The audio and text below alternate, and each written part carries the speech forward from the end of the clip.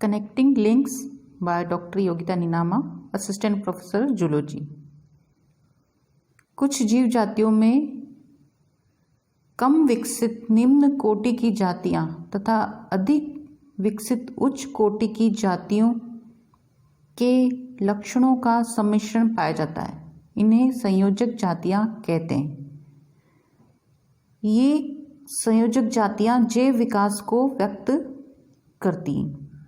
Evidence for the path of evolution and lie midway between the two groups, that is, they have features of both the groups of organism.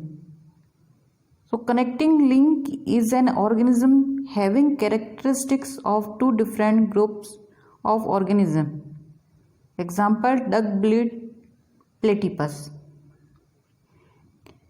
तो connecting links से जैव विकास का ठोस प्रमाण मिलता है और इसके उदाहरण इसमें दे रखे हैं जिसको हम अभी क्रमशः पढ़ेंगे। तो यहाँ पे डक बिल्ड प्लेटिपस का उदाहरण दे रखा है जिसका साइंटिफिक नाम है ऑर्निथोरैंकस एनाटिनस, और ये कनेक्टिंग लिंक है रेप्टाइल्स और मैमल्स के बीच में, और दोनों के लक्षण इसमें पाए जाते हैं। मेमरी ग्लैंड्स पाई जाती हैं यंग वंस को फीड करने के लिए, जैसे ह्यूमंस में है, काऊ बफेलो में है। तो इस तरह के उदाहरण हम और देखते हैं। तो इसमें सबसे पहला उदाहरण है नियोपिलाइना। संघ मोलस्का के सदस्य एनेलिडा के सदस्यों से अधिक सुगठित अकशेरुकी जंतु होते हैं। लगभग 1952 में प्रशांत महासागर की तलहटी से एक ऐसा जीवित जंतु मिला जिसके लक्षण 50 करोड़ वर्ष पुराने मोलस्क जीवाश्म जैसे हैं। इसमें शरीर पर मेंटल एवं गुम्बदनुमा कवच का खोल तथा चपटा मांसल पाद होता है, इसलिए इसे मोलस्क माना गया है। लेकिन इसके एनेलिडा में के कुछ लक्षण भी इसमें रहते हैं, जैसे इनके गिल्स तथा कई महत्वपूर्ण आंतरांग समखंडीय हैं। और शिशु प्रावस्था एनेलिडा की ट्रोकोफोर लार्वा जो होता है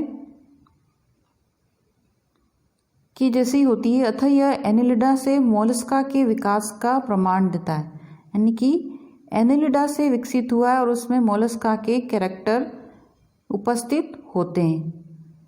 तो इसमें सबसे पहला उदाहरण हमने नियोपिलाइना का देखा। तो ऐसे कई उदाहरण, प्रिमिटिव उदाहरण भी हम पहले पढ़ चुके हैं, जैसे यूग्लिना प्रोटोजोआ संघ के सदस्य जैसे क्लोरोफिल युक्त होता है और इसमें जंतु और पादप के लक्षण समान होते हैं।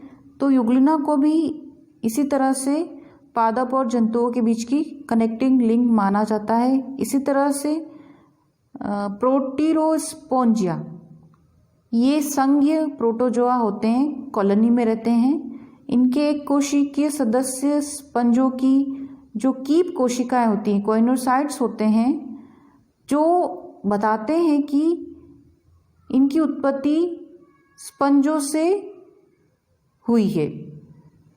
तो हम ये देखते हैं कि किस तरह से जो फाइलम वाइज आगे विकसित गुण आते हैं, जो ये बताते हैं कि नए जो लक्षण हैं वो पुराने लक्षणों से ही आते हैं। अगला उदाहरण है पेरिपेटस। यह एनेलिडा तथा आर्थ्रोपोडा के बीच की कड़ी है, अर्थात इसमें एनेलिडा और आर्थ्रोपोडा दोनों के लक्षण पाए जाएंगे। यह सुंडी जैसा, कैटरपिलर जैसा दिख रहा है और निम्न कोटि का आर्थ्रोपोड जंतु है। आर्थ्रोपोड की भांति इसमें समखंडीय जोड़ीदार पाद, सिर पर एंटीनी व संयुक्त नेत्र तथा श्वसन के लिए ट्रेकिया होती है। साथ ही इसमें एनेलिडा की भांति काइटिन रहित क्यूटिकल तथा उत्सर्जन के लिए नेफ्रिडिया उपस्थित होते हैं। इस प्रकार यह एनेलिडा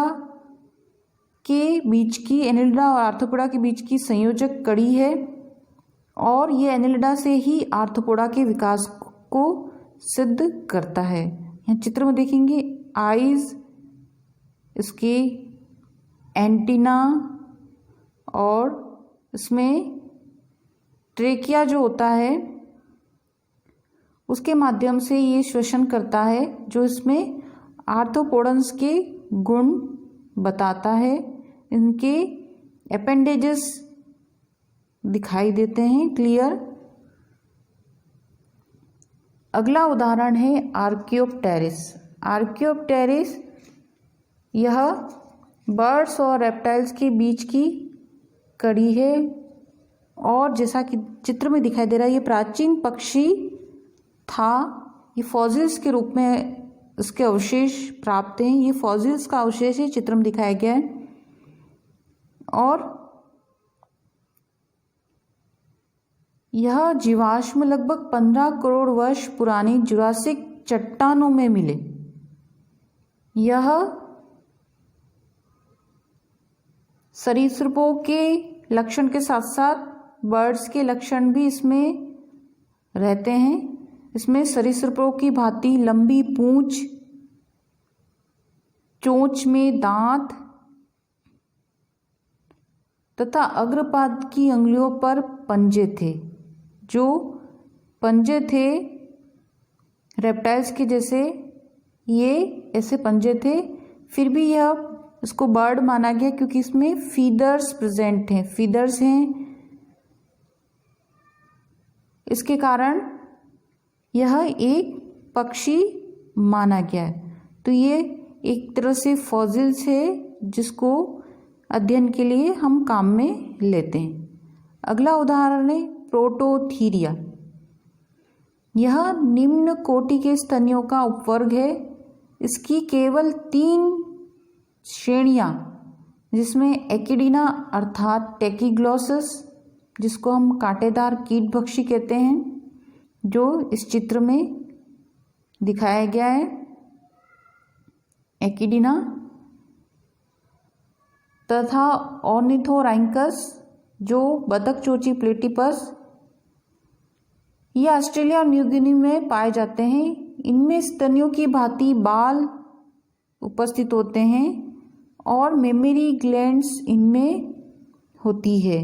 स्पेशल चीज ये है, मेमरी ग्लैंड्स इसमें होती है, लेकिन इनके कई लक्षण सरीसृपों जैसे हैं। उदाहरणतः इनमें जो क्लोएकल मार्ग उपस्थित होता है, मादाएं कवचदार अंडे देती हैं, शैलयुक्त एग्स देती हैं, कर्ण पल्लव, गर्भाशय, योनि आदि अंग नहीं होते तथा वृष्ण उदर गुहा में होते हैं। तो इस प्रकार से यह सरीसृपों जो रेप्टाइल्स हैं और मेमल्स के बीच की कड़ी है। मेमल्स के बीच की कड़ी हम इसको कहेंगे एकिडीना को, क्योंकि इसमें मेमल्स के कुछ ही लक्षण हैं, मेमरी ग्लैंड्स, हेयर, जबकि रेप्टाइल्स के कैरेक्टर्स इसमें उपस्थित हैं। तो जो ये सिद्ध करता है कि स्तनियों की उत्पत्ति रेप्टाइल्स से हुई है। तो कनेक्टिंग लिंक्स जो हैं वह ऑर्गेनिक इवोल्यूशन को व्यक्त करती हैं। धन्यवाद।